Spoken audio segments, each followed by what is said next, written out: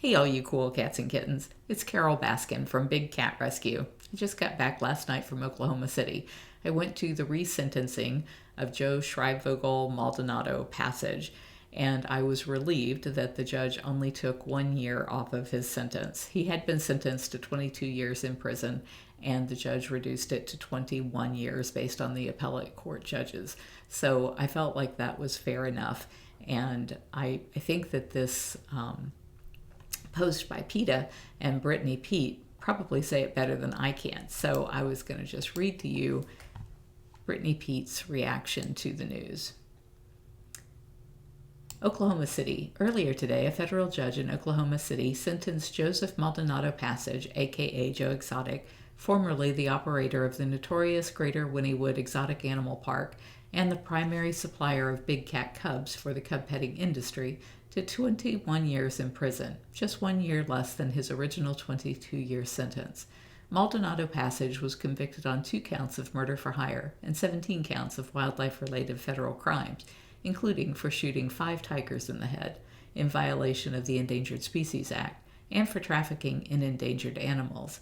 Please see the following statement from PETA Foundation Deputy General Counsel of Captive Animal Law Enforcement, Brittany Pete. I love Brittany Pete, who appeared in all 3 Tiger King series in response to the verdict, saying, "This ruling confirms that Joe Exotic, a wretched man whose name has become synonymous with animal exploitation, will spend most, if not all, of the rest of his life in prison. PETA has rescued nearly 40 animals from this wildlife pimp and is calling on federal officials to charge the rest of his animal-abusing former associates who, unlike the big cats they have abused, deserve to be behind bars just as much as he does."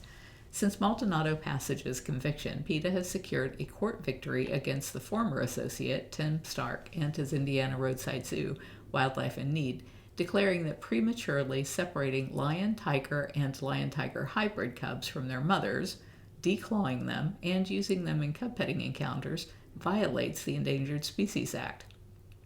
Over the years, PETA has rescued 32 big cats, 3 bears, 2 baboons, and 2 chimpanzees from the Greater Wynnewood Exotic Animal Park. PETA, whose motto reads, in part, that animals are not ours to use for entertainment, opposes speciesism, a human supremacist worldview. For more information about Maldonado Passage, it's available here, and then it gives the link, which you can get to from bigcatrescue.org/news. And I'm going to read you the rest of the news, actually going in reverse order. I just figured that was on top of everybody's mind today. This one, Bobcat on the Refuge. This was a Poquoson Lakes National Wildlife Rescue. Has 3 Bs, birds, bears, and bobcats. Can big cats survive the human assault? There's a China Daily contributor talking about that. Lion cub killed in infighting. That was very sad. That was in India. Bill introduced to end mountain lion bobcat hunting in Colorado. I am all for ending the trophy hunting. 2 farmers mauled by a leopard were hospitalized. That was probably India. Blandford Nature Center shares update on missing bobcat. Yeah, I think that bobcat's escaped twice from there now.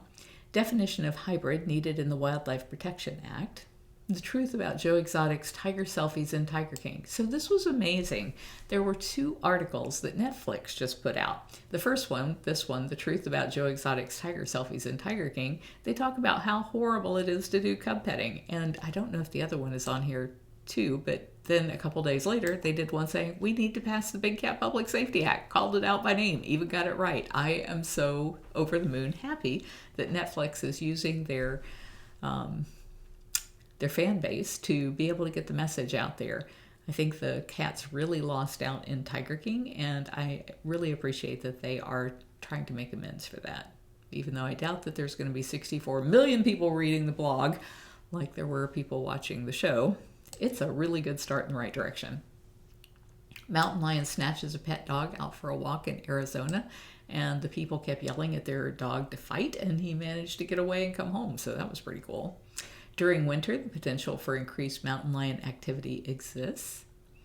This was Mrs. Baskin Goes to Washington, presses to enact the big cat measure, and that's me with Marty Irby and Congresswoman Mace, who is a total badass. Love her.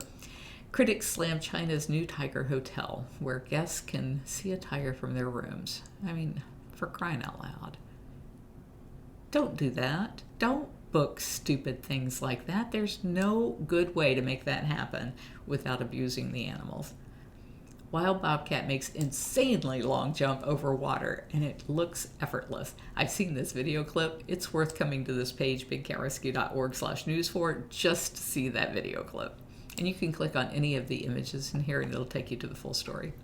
Tiger King facts and how to save wild tigers from extinction. So that was the other Netflix one that just came out on January the 26th that I was just saying was so amazing.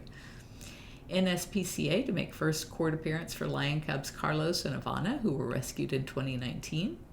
Mother jaguars may flirt to save their cubs' lives. That's interesting. Another priceless video of a bobcat stalking ducks on a golf course.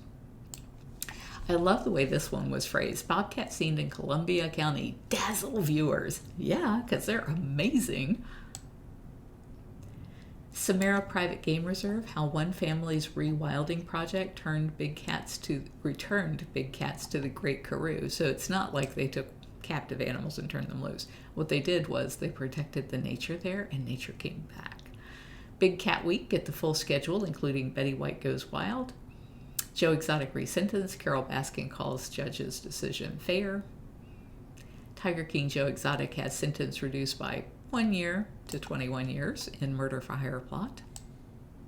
I read you the PETA article, and another one here from the Oklahoman. And the one on the Oklahoman, it's the very top one. Well, it won't be the top when you get here because there's new stuff being added every day.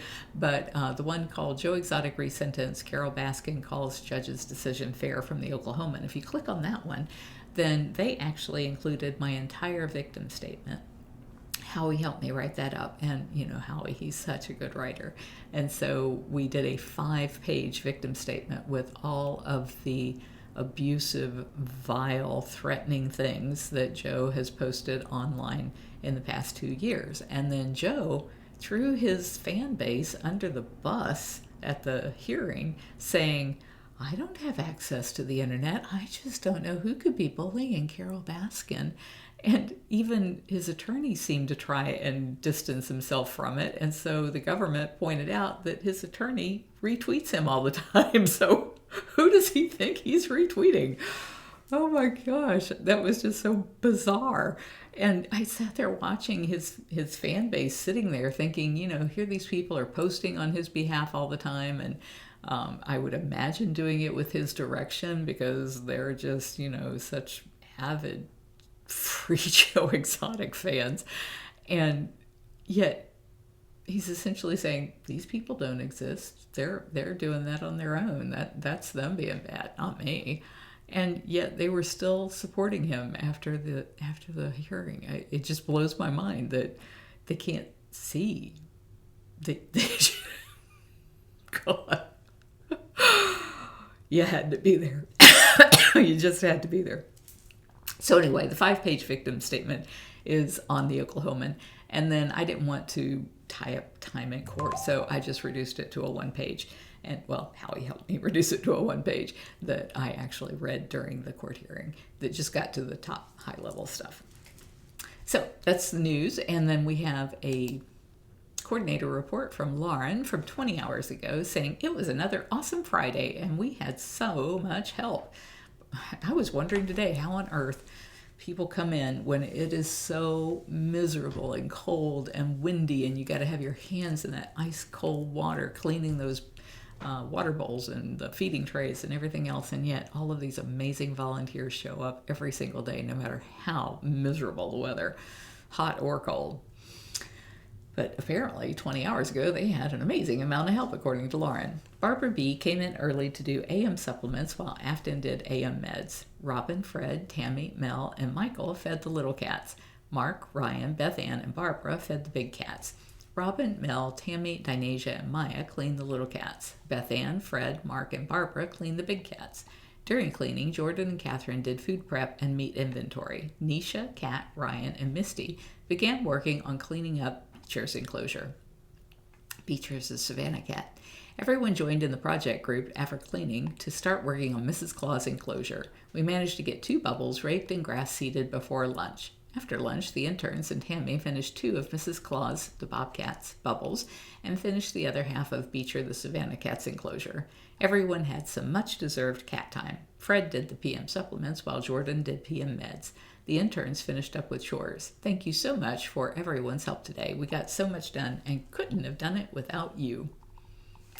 You can see all of our updates at bigcatrescue.org/news, and you can find us on all of the social channels. We are Big Cat Rescue everywhere. Stay cool, cats. Mwah. Or maybe it's better right now to say stay warm.